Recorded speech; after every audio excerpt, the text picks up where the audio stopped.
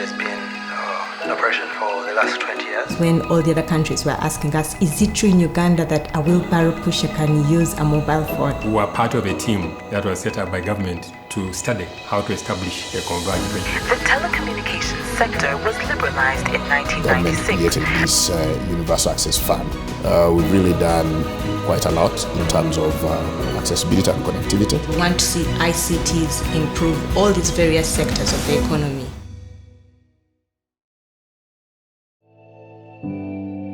"20 years ago, young Ugandan enthusiasts were given an opportunity to drive the development of a strong, competitive, robust communications sector. This came by the enactment of the 1997 Uganda Communications Act, which was later amended, paving for the split of Uganda Posts and Telecommunications Company Limited into 4 entities. These included Uganda Post Limited, Post Bank Uganda, and Uganda Telecom. We were part of a team that was set up by government to study how to establish a converged regulator. And out of that study is what then led to the establishment of the change in the law so as to have a revised Communications Act, which then was responsible for setting up a revised UCC handling broadcasting as well. The vision to become a world-class communications regulator led to the birth of the 4th entity, the Uganda Communications Commission.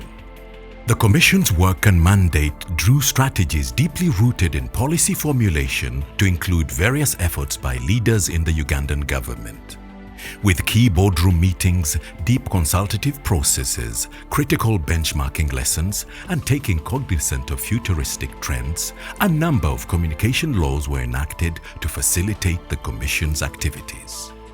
The telecommunications sector was liberalized in 1996 by a policy which promotes competition and licensing for multiple operators. We chose Africa because traditionally Africa has been underserviced. We chose Uganda because the liberalization regime is a very positive one. And the government, through its agencies, the UCC and the ICT Ministry, have facilitated the entrance of new players. It's even within government that let's actually open up totally. So what we have now is one of the most open markets you find on the globe. We are totally open. We don't limit the number of licenses that we issue. You see, policy must serve need. Policy must also be consistent and in line with advancing technology, especially for ICT sector. Due to the set policies, UCC has been able to set up various strategies and engage in different activities not only to grow the ICT sector in the country, but also better the lives and environment of surrounding communities. This has seen projects like the Consumer Parliament, which strengthens consumer protection, the annual Innovations Awards created to award ICT innovators. 1 year. Congratulations. That's school fees for 1 year per child on the team, so no one is left out. Setting up of a toll-free call center, the Rural Community Development Fund, Uganda Film Festival that promotes production of quality local content and talent, and many more. Too much if I don't know what to treat. And whose job is that? I just need something. I just need information. Just something. Year after year, the same statement. And the LRA at large gained momentum with closing day. After liberalization of the telecom sector, as you may appreciate, commercial operators came on board to replace the monopoly of Uganda Post and Telecommunication Corporation. Commercial operators naturally go where they make money and where their return on investment is high and where they can make profits. But of course, government has public service obligations of serving everybody, even those areas where you won't make money. So to balance, to optimize between the two, the commercial interests of the commercial operators and the public service obligations of government created this Universal Access Fund to be managed and administered by the UCC. So we charge 2% of gross annual revenue of telecom companies. That money is brought into a fund which money we use to go to those areas where commercial operators may not be able to go because of commercial and viability. One of the interesting ones at the start was when all the other countries were asking us, is it true in Uganda that a wheelbarrow pusher can use a mobile phone? Because we seemed like we were the defining country in terms of bringing the rates down for mobile telephony and having it accessible to everybody. Then the Village Phone project was another one that launched us on the world, where everybody wanted to understand how it was being done. Another one was the Rural Communications Development Fund, where everybody was talking about doing a universal access fund. With us in Uganda, they were like, you guys are actually implementing it. ICT facilities has benefited students. This has brought me to a new world. It's of great use now to us. We are doing the training, we are doing the learning, doing the teaching, and then also we are doing individual learning activities. This is the only opportunity that the third world will catch up with the first world, because information is everywhere. Information will be available to schools, villagers. Of course, with the artificial intelligence, you don't have to learn English. You speak in your language and translation will automatically come into your local language. Over the years, the Commission has experienced immense growth both in internal capacity and external organizational strategies and activities. With the emergence of converged technologies in ICT, a merger between broadcasting and telecommunications led to the merging of the then Broadcasting Council and Communications Commission into a single platform through the 2013 UCC Act. The Commission opened up offices in 4 regional towns of Mbale, Gulu, Masindi, and Barara in 2014. This has led to recognition of the Commission and country both regionally and internationally. In 2002, Uganda got elected to the International Communications Union Council, a governing body of the International Communications Union, and has been re-elected for the 2022 cycle. It was a very big achievement. Uganda had been a member of ITU since 1964, but had never been elected to that level, to that council. So we got elected in 2002. We also held positions of responsibility at the Commonwealth Telecommunications Organization, at the Africa Telecommunications Union, and the Universal Postal Union. What I'm saying is that we have been active in those organizations, therefore making us electable to positions of responsibility in there. When UCC came or was put in place, we had only 40 lines, telephone lines, fixed lines. But as we speak now, we've got almost 24 million lines, and that's no mean achievement.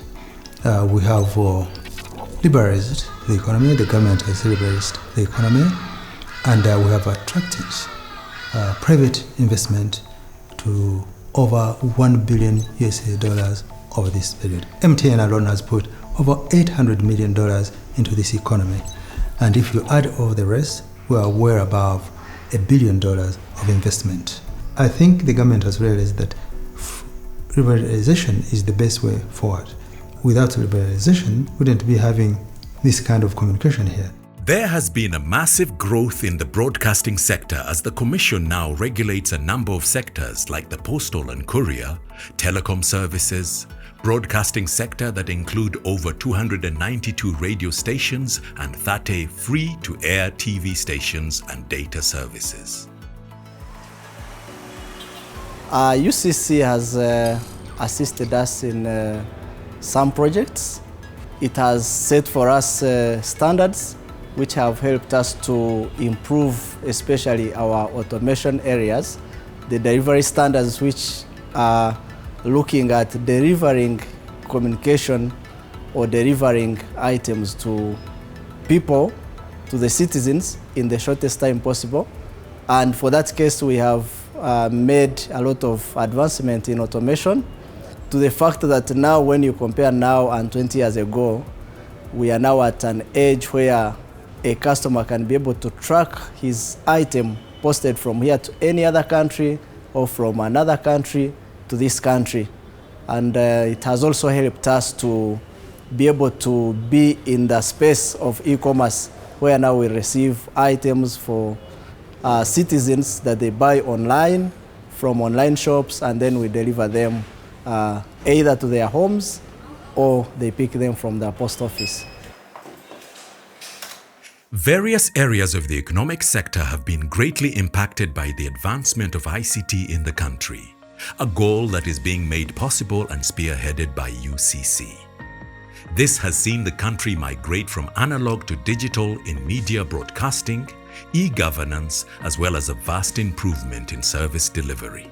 We've really done quite a lot in terms of accessibility and connectivity of telecom services in the country. We put up more than 70 points of presence of internet. Most of the public payphones which you used to see, most of them have been disrupted today, but we take a lot of pride in them because the 22 million SIM cards we have today, probably the first call those people made was made on a public payphone, which was probably financed by RCDF. Because we had these, we financed close to 4,000 of these throughout the country. We've gone into schools where our young people are, whereby we have installed close to 1,100 laboratories, ICT laboratories. We have done community ICT training, where we have trained close to 250,000 people for the past 6 years. We want to see ICTs improve all these various sectors of the economy. And with health, one of the key things was the telemedicine. We had some centers that were supported in terms of connectivity, providing them internet, providing them computers, so that they're able to network and exchange.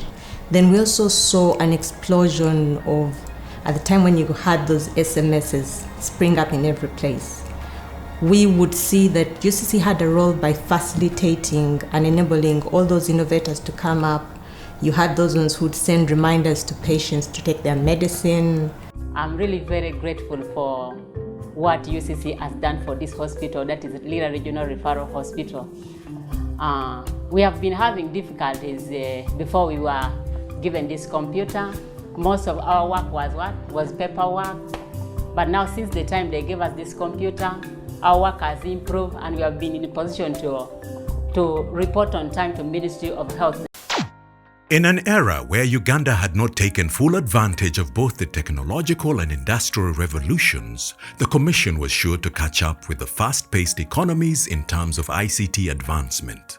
A dream that is not so far from achievement, as various countries worldwide have used Uganda as a benchmark with their ICT strategies and structures back home.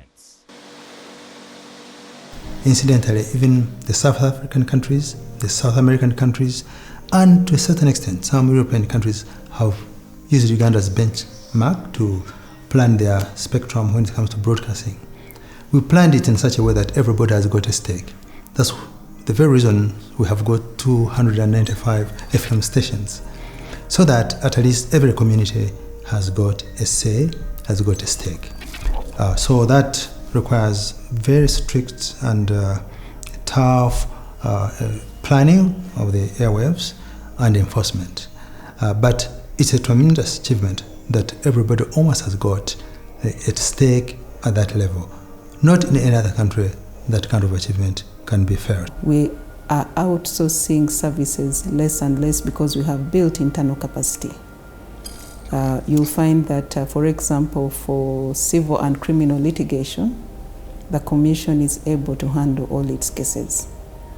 And maybe also to clarify that for criminal litigation, we have been licensed as the DPP as prosecutors for Government of Uganda. So in addition to practicing general practice as an advocate, we are also prosecutors. We can also say that we have seen compliance rising across the sector because of the robust team that we have and the fact that we are able to reach different parts of the country.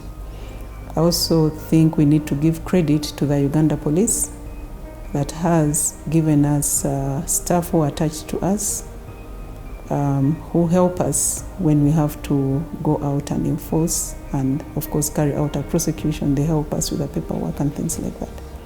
So the department has definitely grown in capacity from what it was doing, say, even 7 years ago to what it is doing today. Regulating the sector requires a lot of funding going towards acquisition of equipment that is necessary in the regulatory functions. So these are spectrum monitoring sites, these are digital broadcasting equipment. Basically, that takes the biggest percentage of the Commission's resources. We also do offer support to our training institution, the Uganda Institute of Communications Technology. And of course, the other main issue is the country's obligations in the international arena, and to a large extent, compliance and monitoring activities. They also require a lot of funding, because as part of our regulatory obligations, we have to make sure that all the licensees are complying to the license obligations. The ICT revolution in Uganda is taking a steadfast approach towards the fourth industrial revolution around big data and the Internet of Things, despite missing the first industrial revolution. We've been instructed by government, by the ministry, by the board, to ensure that we assist in the broadband rollout. We are taking on this challenge head on.